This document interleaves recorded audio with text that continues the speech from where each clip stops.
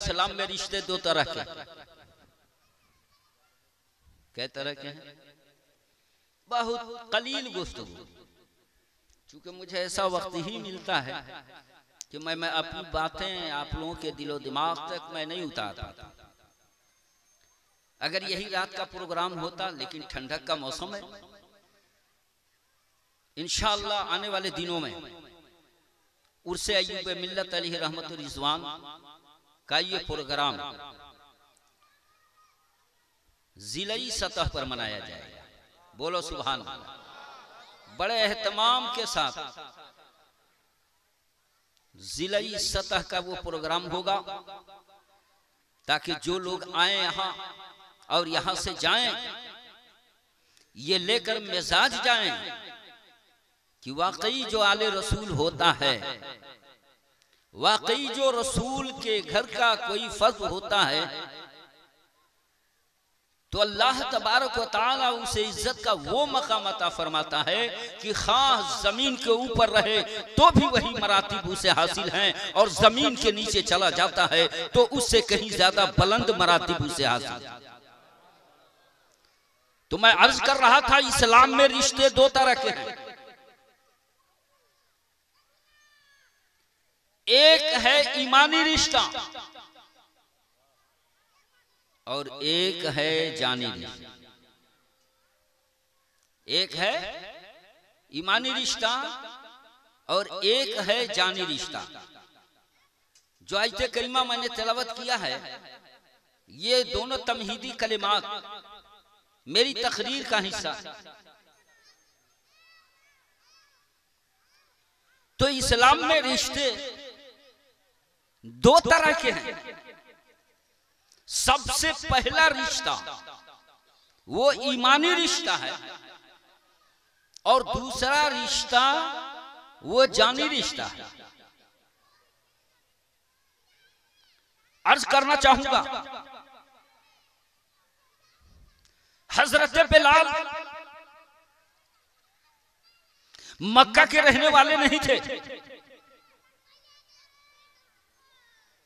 हजरत सलमान फारसी मक्का के रहने वाले नहीं थे, वो हाशिमी नहीं थे, वो अब्दुल मुत्तलिबी नहीं थे, वो मक्का के रहने वाले नहीं थे, मदीना के रहने वाले नहीं थे। लेकिन उस काले कलूटे गुलाम को आका ने इतना पसंद फरमाया, इतना पसंद फरमाया कि वो बिलाल सिर्फ मक्के ही तक महदूद नहीं रहा। जहां बिलाल का नाम आ जाता है, पूरी दुनिया में ये मैसेज जाता है, ये बिलाल नहीं, ये गुलामे मुस्तफा है। तो मैं अर्ज करना ये चाहता हूं कि बिलाल का हुजूर नबी करीम सल्लल्लाहु अलैहि वसल्लम से कोई जानी रिश्ता नहीं था। आप मक्की और मदनी नहीं थे, आप हाशिमी नहीं थे, अब्दुल मुत्तलिबी नहीं थे। अगर बिलाल हबशी को नबी पाक से कोई रिश्ता था, वो रिश्ता ईमानी था।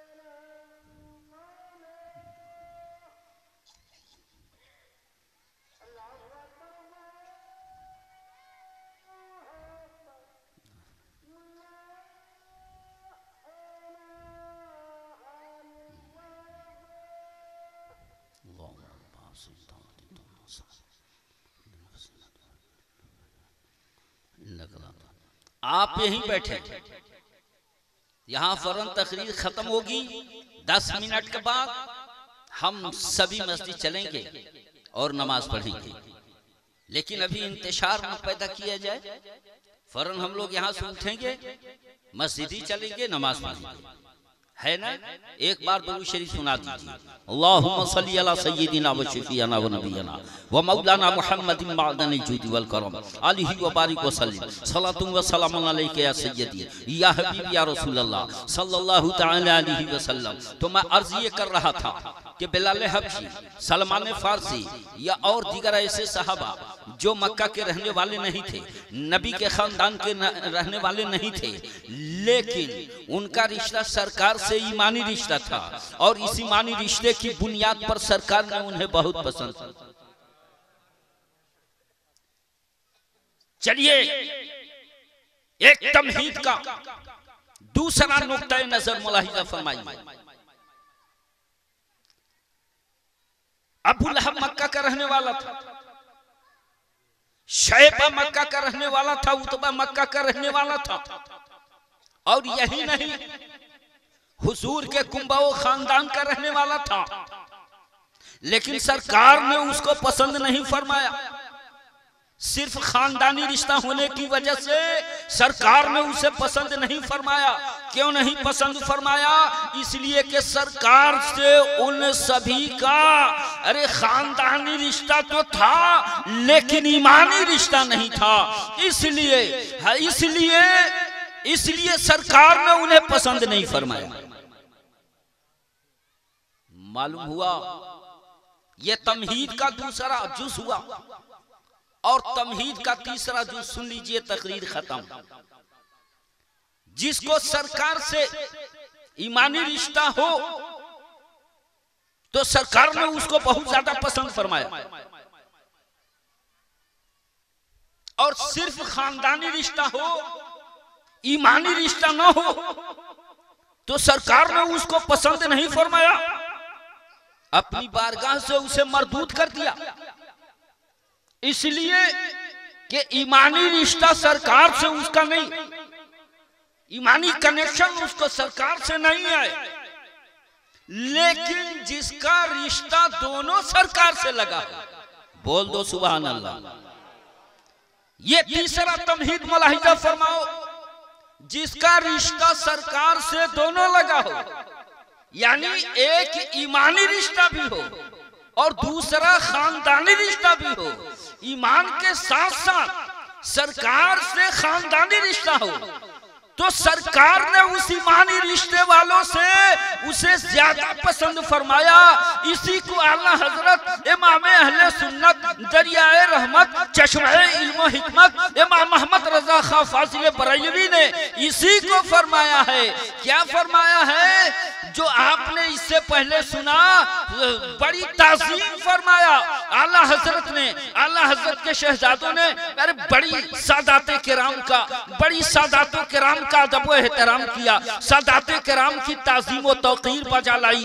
इसलिए बजा लाई कि इन सादाते किराम का सरकार से दोनों तरह के रिश्ते लगे हैं, एक ईमानी रिश्ता भी है और एक खानदानी रिश्ता भी है। और जब ईमानी और खानदानी रिश्ता दोनों लगा हो तो आप यकीन जानो कि सरकार ने उसे बहुत पसंद फरमाया, इतना पसंद फरमाया। इमाम हुसैन को देख लो, इमाम हुसैन से ईमानी रिश्ता भी था, इमाम हुसैन से खानदानी रिश्ता भी था। हजरत इमाम हसन को देखो, उनसे ईमानी रिश्ता भी था, उनसे खानदानी रिश्ता भी था। इसलिए सरकार ने बिलाल हबशी से ज्यादा हजरत इमाम हसनैन करीमैन से मोहब्बत किया है और फरमाया है कि जो इनसे मोहब्बत करेगा गोया वो मुझसे मोहब्बत करेगा, जो इनसे अदावत करेगा गोया वो मुझसे अदावत करेगा। पता चला कि जिसमें दोनों रिश्ते लगे हों, यानी एक ईमानी रिश्ता भी लगा हो, ईमानी रिश्ते के साथ साथ खानदानी रिश्ता भी लगा हो, तो सरकार ने उस ईमानी रिश्ते वाले से ज्यादा उसे महबूब और मकबूल फरमाया। बात समझ में आ गई? आपके पिपरा में एक सादाते किराम का छोटा सा घर, सैयद मौलवी अयूब साहब कि शहजादगान यही हैं, पोते हैं, और उनके बेटे सैयद मौलवी सज्जाद हुसैन रहमतुल्लाहि ताला अलैह को मैंने देखा अपनी आंखों से। जब तक वो बाहयात रहे पिपरा मुत्तफिक रहा, मुख्तलिफ नहीं हुआ। जब तक वो बाहयात रहे पिपरा मुंतशिर नहीं हुआ। जब तक वो बाहयात रहे पिपरा इत्तेफाक के एक डोरे में बंद कर जीता रहा। लेकिन उनके पर्दा फरमाने के बाद यहाँ की बदनज़मी देखने के बाद ऐसा महसूस होता है कि हाँ, ईद की नमाज 4 जगह लोग पढ़ते हैं। बताइए, यहाँ ईद और बकरीद की नमाज को जगह पढ़ते हैं? 4 जगह पढ़ते हैं। इस्लाम मतलब यह है कि 4 खानों में बैठे। आले रसूल से मोहब्बत करना शुरू कर दो, ये सारे एक खाने हो जाएंगे, 4 खाने खत्म हो जाएंगे।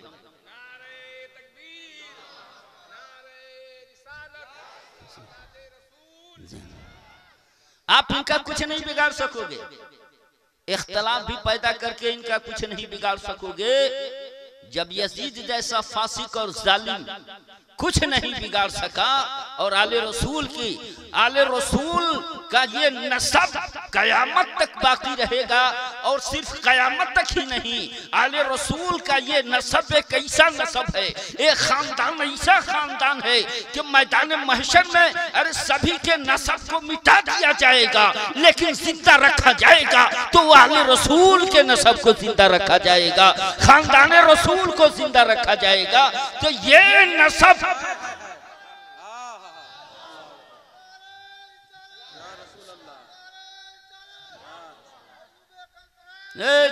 सुभान अल्लाह। तो ये, और आले रसूल से कितना मोहब्बत किया है आला हजरत ने। आला हजरत से बड़ा सदियों में कोई आलिम नहीं गुजरा, सदियों में कोई आलिम नहीं गुजरा। अरे आला हजरत की जो लिखी हुई किताब है ना, वो अरबी जबान में सबका नाम है। आज का आलिम उस किताब का नाम सही नहीं पढ़ सकता। मुकाबला करने की तो बात अलग है। जो आला हजरत ने 1400 किताबें तसनीफ फरमाई हैं, सबका नाम अरबी जबान में रखा है। और कमाल तो ये है जहानत का कि जो अरबी जबान में जो आला हजरत ने जिस किताब को जिस नाम से मौसूम फरमाया है, अगर उसको आदात को निकाल दो तो पता चलेगा कि उसी सन हिजरी में लिखी गई किताब है, यानी 1330 में लिखी गई किताब है, 1312 में लिखी गई किताब है, 1313 में लिखी गई किताब है। सिर्फ आदात निकाल दो पता चल जाएगा कि आला हजरत ने जो तसनीफ किया है और किस सन में ये तसनीफ। आला हजरत की जान को इत्थे गित्थे मौलवी समझ पाएंगे, लेकिन वो आला हजरत जो चश्मे इल्म हिकमत थे, अहले सुन्नत वल जमात के इमाम थे, सदियों में पेशानी की उभरती आंखों ने सदियों में ऐसा आलिम नहीं देखा जो 50 उलूम व फनून पर महारत तामा रखता हो। ऐसा आलिम दीन सदियों में किसी ने नहीं देखा।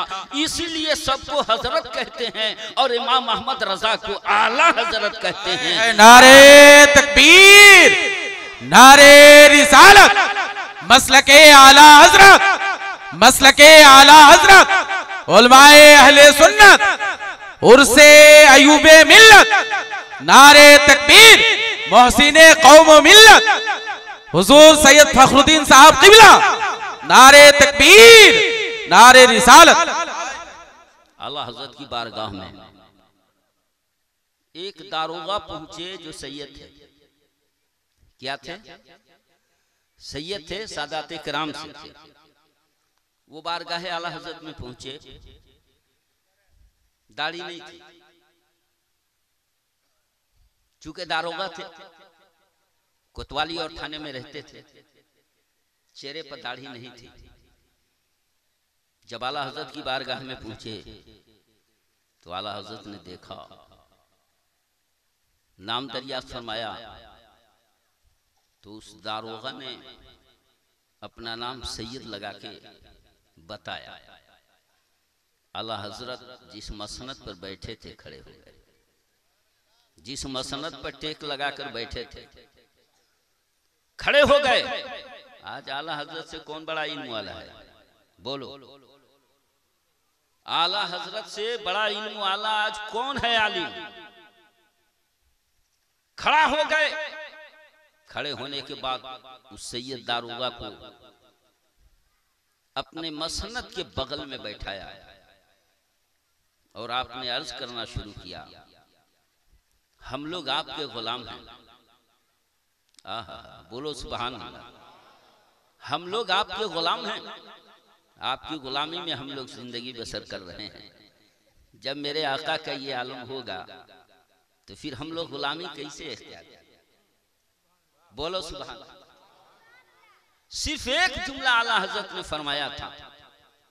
जब दूसरी बार वो मिलने के लिए गए तो हद शरअ के मुताबिक आपकी दाढ़ियां चेहरे पर थी और माशाअल्लाह इतने सौं सलात के पाबंद हो गए कि आला हजरत ने जब देखा तो आपकी जिस्म नहीं, आपकी रूह खुश हो गई और उस सादाते किराम के उस फर्द को आला हजरत ने अपने मसनद के बगल में बिठाया। तो अर्ज करना ये चाहता हूं कि रसूलुल्लाह के खानदान का सादाते किराम में से कोई भी शख्स हो, उसका अदब और एहतराम आप पर लाज़मी है। इसलिए कि निस्बत की वजह से, किस वजह से? निस्बत की वजह से हम एहतराम करते हैं। ये नाक नक्शे की वजह से नहीं, हाथ पांव की वजह से नहीं, निस्बत की वजह से एहतराम करते हैं। आला हजरत के शहजादे मुफ्ती आज़म हिंद रहमतुल्लाह अलैह ने फतावा मुस्तफाविया में तहरीर फरमाया है कि अगर हुजूर के खानदान का यानी आले रसूल अगर फासिक है यानी गुनहगार है तो भी वो वाजिब ताज़ीम है।